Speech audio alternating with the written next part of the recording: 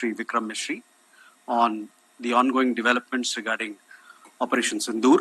We also have with us Colonel Sophia Qureshi and Wing Commander Vyomika Singh for this briefing. With that, I hand over the floor to Foreign Secretary. Sir. Thank you, Ranveer. Good evening. Thank you all for joining for this briefing. You would have perhaps seen some information related to developments since late last night, early this morning, which has been put out by the Ministry of Defense. Just in case it has been missed, I will request Colonel Sophia Qureshi and Wing Commander Vyomika Singh to just update you and fill you in on the details. Thank you, sir. Operation Sindoor पर 7 मई 2025 को हुई press conference के दौरान भारत ने अपनी प्रतिक्रिया को केंद्रित, संतुलित और गैर उत्तेजक बताया था। यह विशेष रूप से स्पष्ट किया गया था कि पाकिस्तानी सैन्य ठिकानों को निशाना नहीं बनाया गया। साथ ही दोहराया गया कि भारत में किसी भी सैन्य लक्ष्य पर हमले का उचित जवाब दिया जाएगा।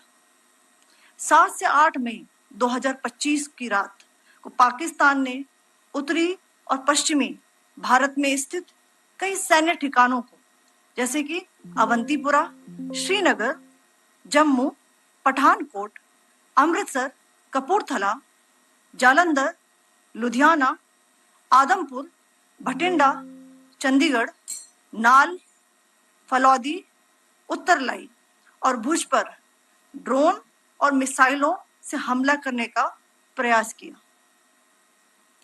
इन हमलों को इंटीग्रेटेड काउंटर यूएस ग्रिड और वायु रक्षा प्रणालियों द्वारा निष्क्रिय कर दिया गया। इन हमलों का मलबा कई स्थानों से बरामद हुआ, जो कि पाकिस्तानी हमलों का प्रमाण है। On the night of 7th May 2025, Pakistan attempted to engage a number of military targets in northern and western India using drones and missiles.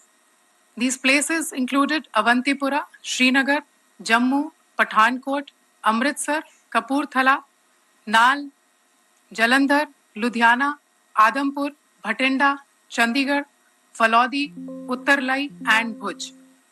These were neutralized by the integrated counter unmanned aerial system and other air defense systems. The debris of these attacks is now being recovered from a number of locations that prove the Pakistani attacks.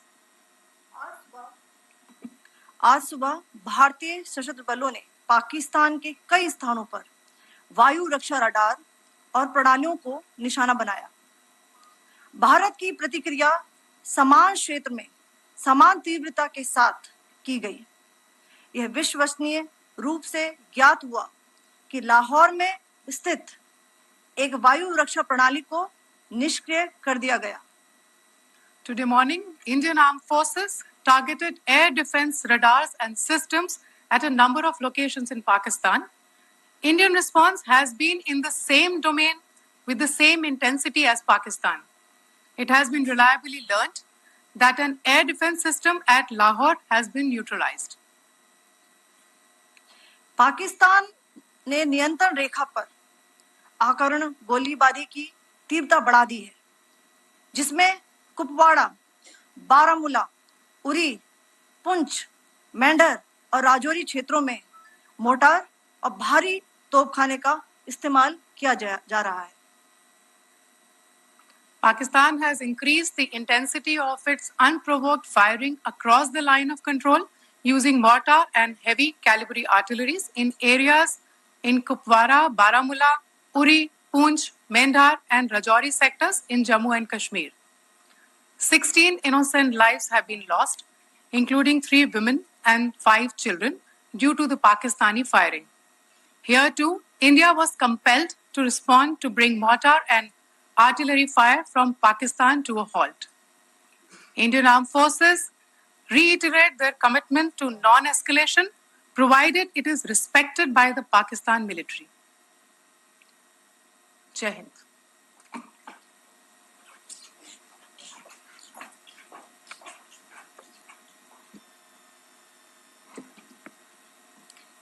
Thank you. Friends, this is, as I said, further to the briefing that was provided yesterday and some of the updates that have been just provided by Colonel Qureshi and Wing Commander Singh.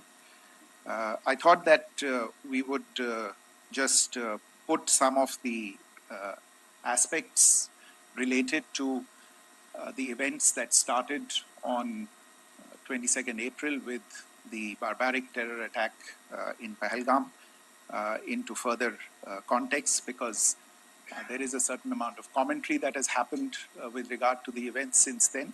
And more than the commentary, there has been a lot of disinformation that has been directed at us from across the border.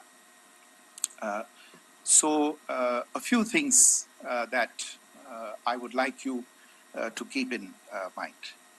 First of all, there is mention on all sides of escalation. I think the first point that you have to keep in mind is the attack of 22nd April in Pahalgam is the original escalation. ये जो सिलसिला है जो हम देख रहे हैं आज की घटनाओं को लेके, ये 22 अप्रैल के पहलगाम के हमले से शुरू हुआ है. एस्केलेशन वहां पे हुआ है और उस एस्केलेशन का जवाब भारतीय सेना ने, भारतीय फौज ने कल अपने एक्शन से दिया है. Secondly, I want to invite your attention to the involvement of the group calling itself the Resistance Front in these attacks. I pointed this out yesterday that this is a group that is a known front for the well-known Pakistan-based terrorist organization, Lashkar-e-Taiba.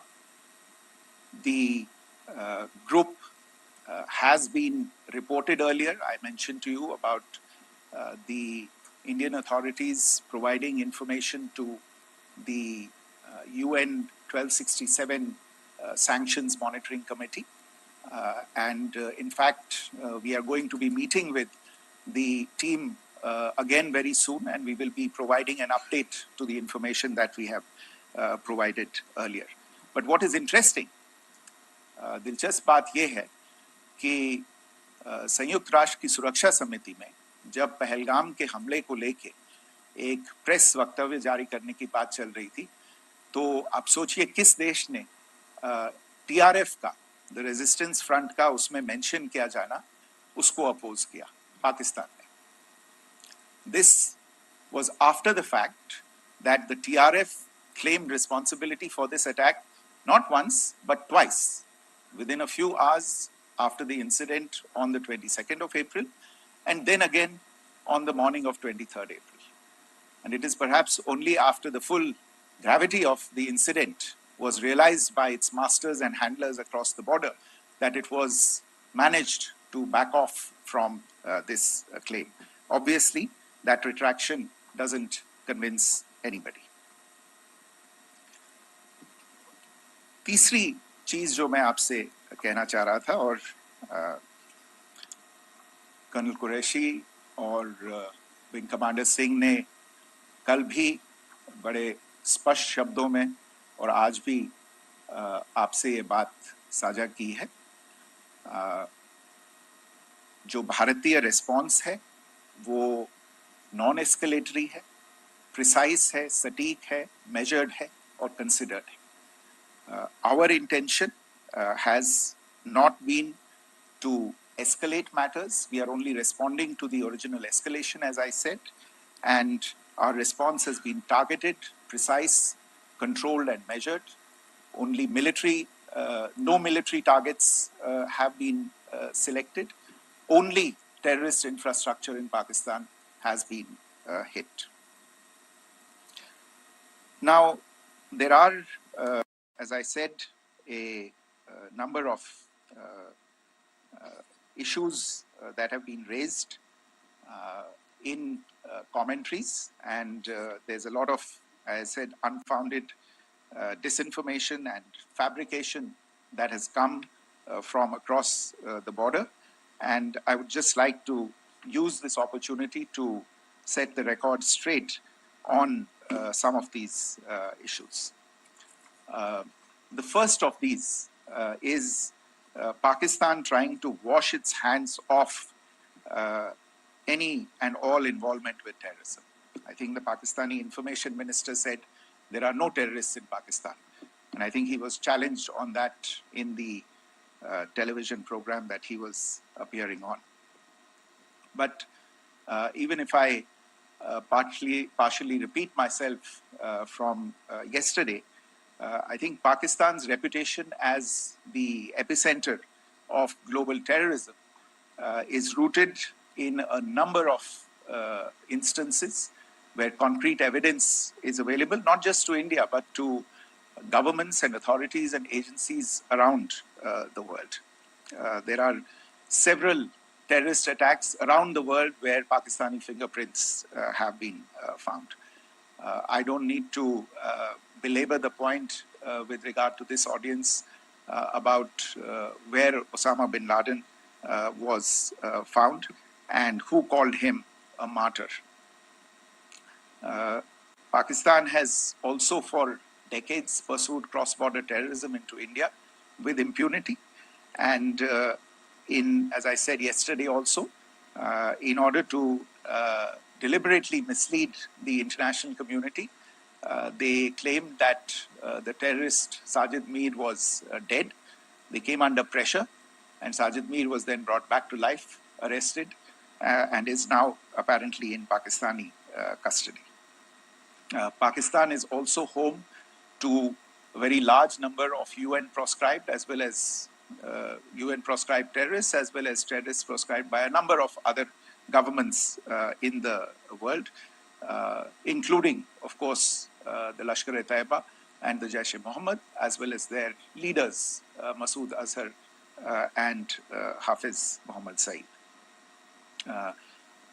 आपने देखा होगा हाल ही में पिछले ही कुछ दिनों में पाकिस्तान के रक्षा मंत्री और उनके पूर्व विदेश मंत्री दोनों ने इस बात को माना है कि पाकिस्तान का ऐसे ग्रुप्स के साथ जो रिश्ता है वो क्या रहा है.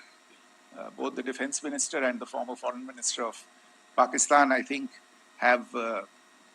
they've done a more eloquent job of this than I could ever do in terms of describing their country's implication in international terrorism and their involvement in housing these kinds of groups.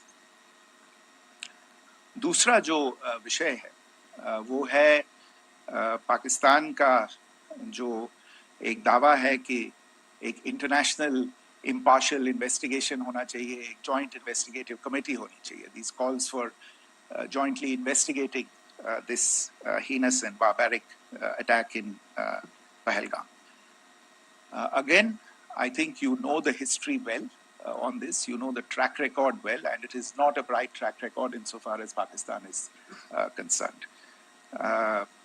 In fact, in the pursuit of justice for the victims of multiple terrorist attacks, whether it be Mumbai in 2008, in Pathankot in 2016, or many others, but in particular for these two attacks, India had offered to cooperate.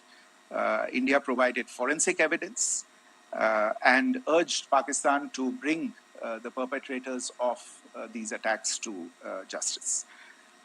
We, in particular with regard to the Mumbai attacks of 2008, where a Pakistani Lashkar-e-Taiba terrorist was captured alive, India provided extensive information and evidence related to the involvement of Pakistani terrorists in this attack. Cases were registered, but you are all aware that these cases have not progressed despite the formation of judicial teams, etc. And Pakistan has consistently stonewalled all efforts to move the investigation along. In fact, with regard to the Pathankot attack as well, a joint investigative team was formed.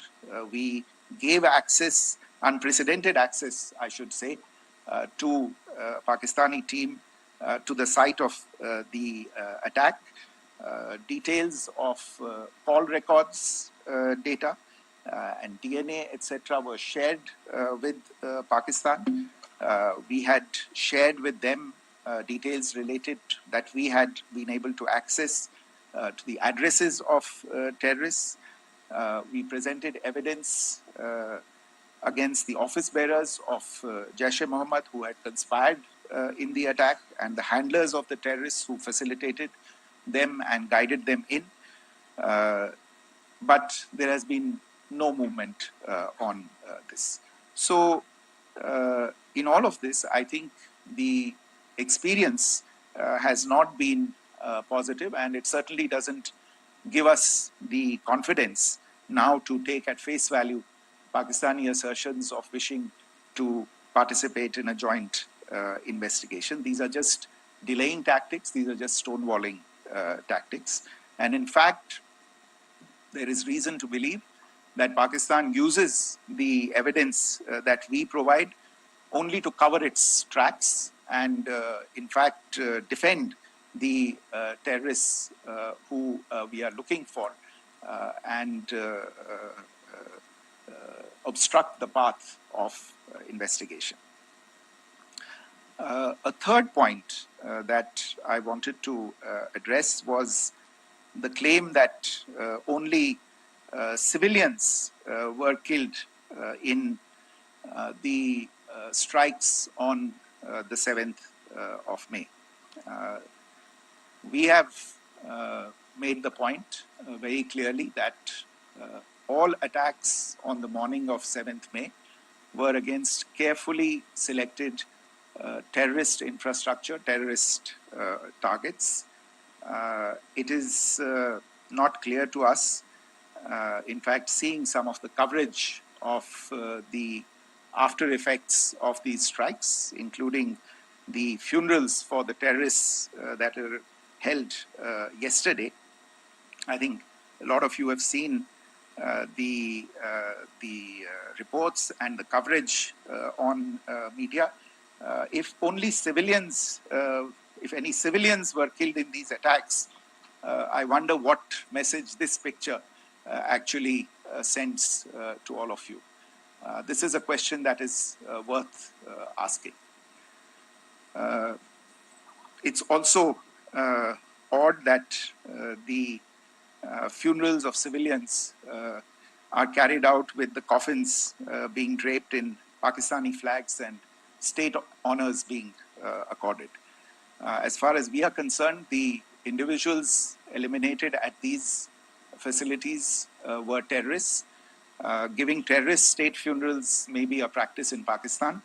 Doesn't seem to make much sense to us. Pakistan has also claimed that India deliberately attacked religious sites. This is completely false again. I have made it clear that the targets were terrorist infrastructure, terrorist facilities, and locations connected clearly with incidents of cross-border terrorism into India.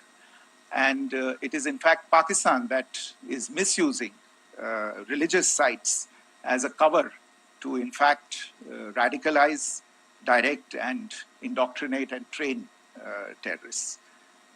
In fact, contrary to what Pakistan is claiming, yesterday Pakistan launched a targeted attack on the Sikh community in the state of Jammu and Kashmir, hitting Gurdwara in Poonch and the homes of Sikh community members, which came under attack.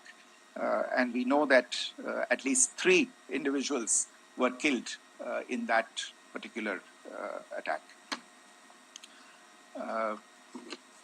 Pakistan is also making attempts to, in fact, just to add to this point, the retaliatory action that Pakistan has taken in fact is impacting civilians. I showed you the picture of the Gurdwara and the Sikh community members who were killed in this.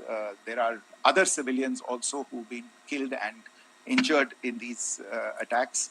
In fact, since yesterday morning, a total of 16 civilians have been killed and 59 others have been injured in the attacks by Pakistan. Not only this, Pakistan is also making attempts as part of its disinformation campaign to paint our action with regard to cross-border terrorism through the communal angle. If that is the issue, then I think I can do no better than to cite or point you in the direction of the Pakistan Army Chief's speech of 16 April 2025. I think that is the last word in communal rhetoric. And in the PahalgamAttack itself, you are aware of the kind of religious profiling that was done there. And welcome you to this briefing by Foreign Secretary Sri Vikram Mishri on the ongoing developments regarding Operation Sindoor. We also have with us Colonel. Nefarious designs will not be allowed to succeed in India.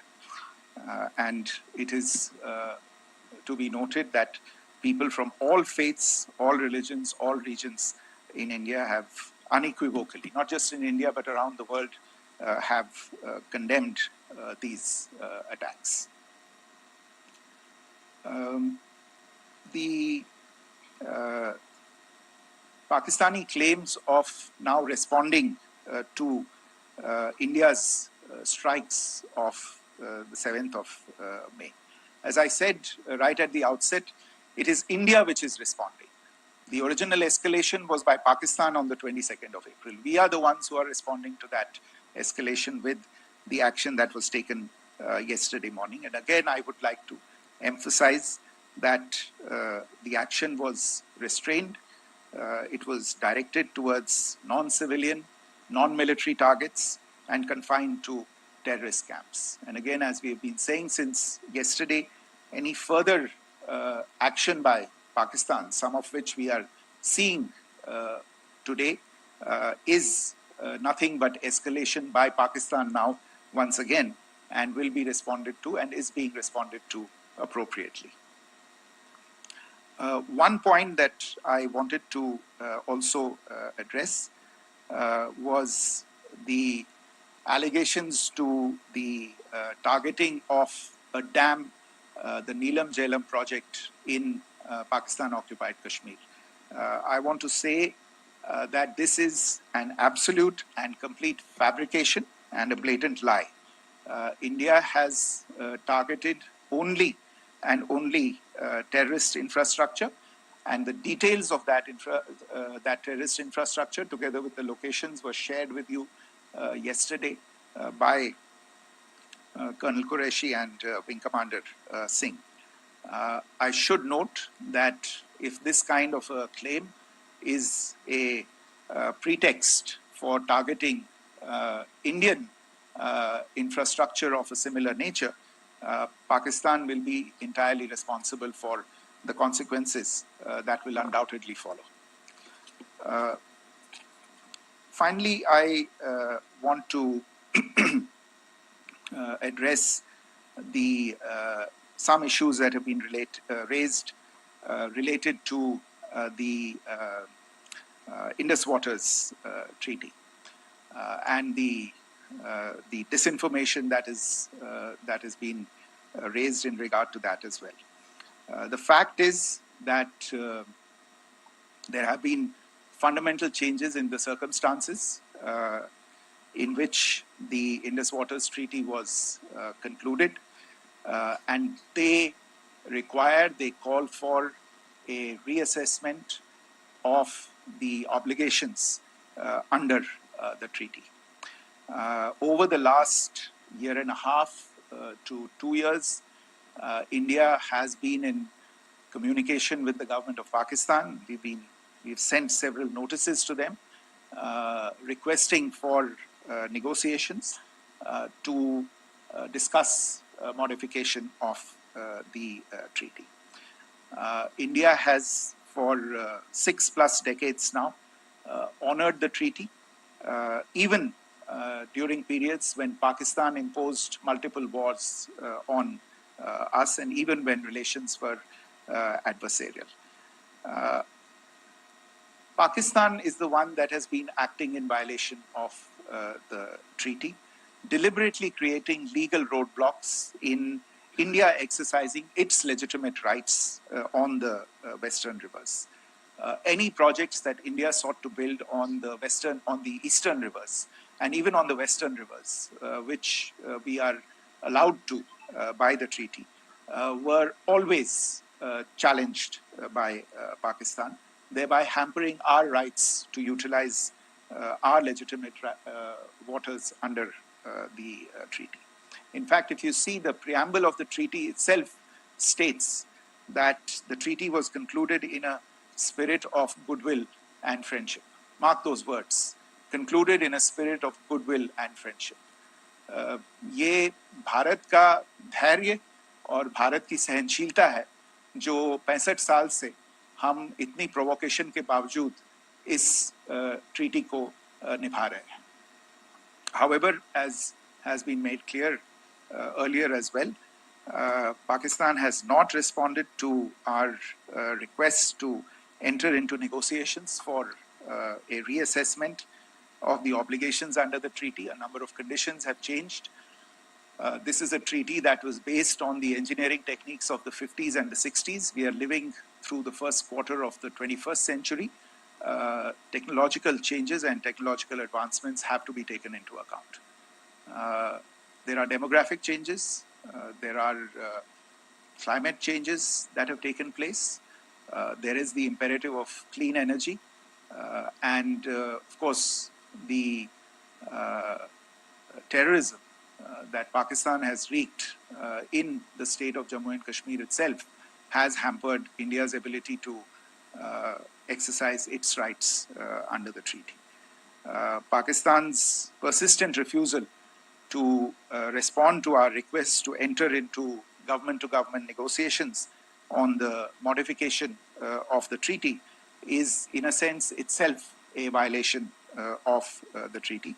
And therefore, India has taken the step of putting the treaty in abeyance until Pakistan abjures irrevocably its support for cross-border terrorism.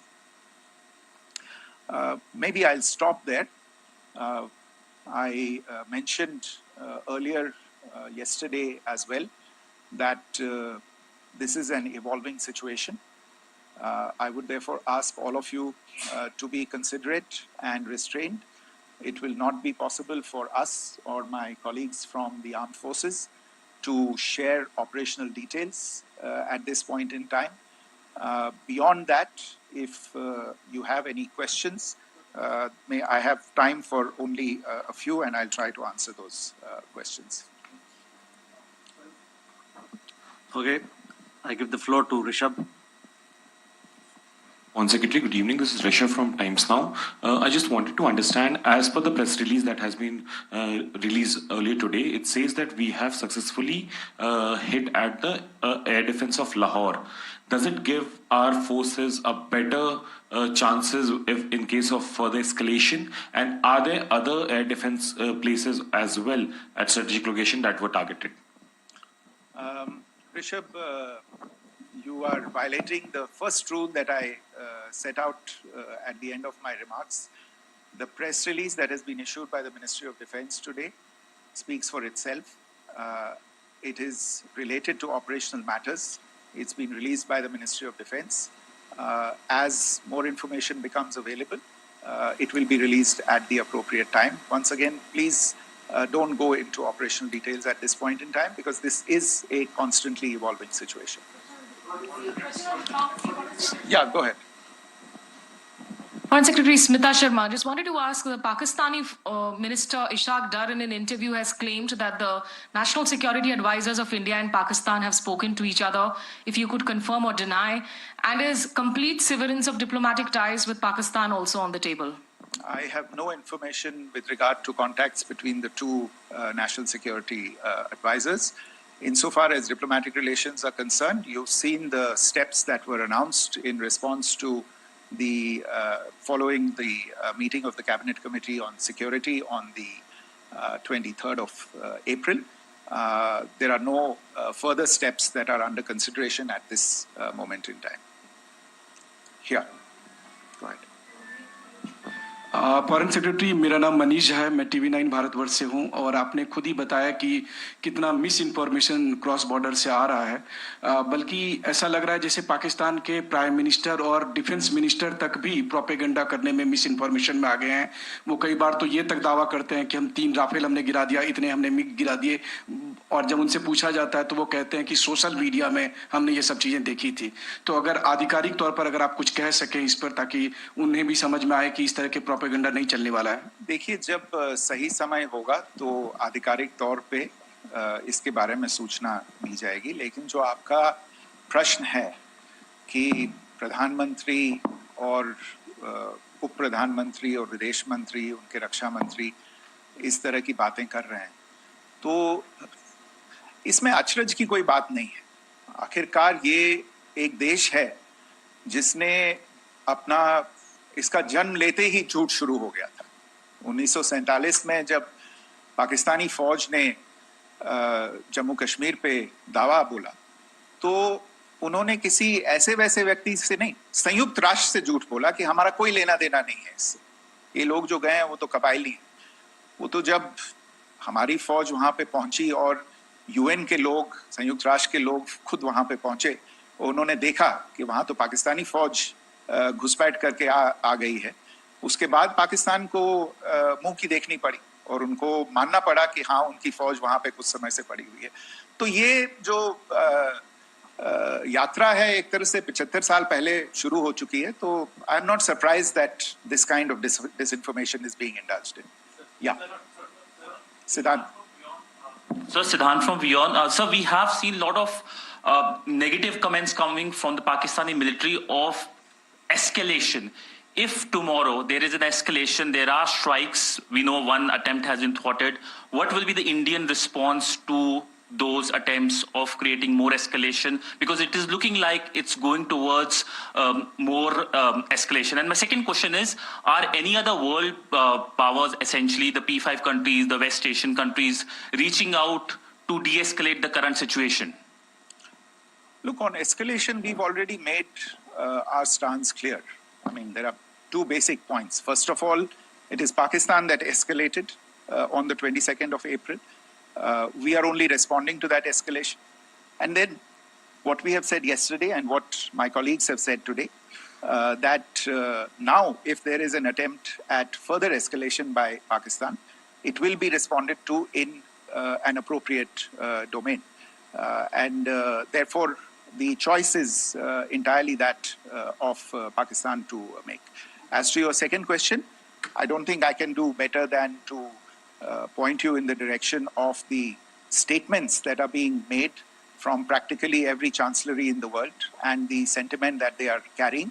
That sentiment essentially, and for the major portion, is support for the government of India in the context of the condemnation of the terrorist attack in Pahalgam on the 22nd of April.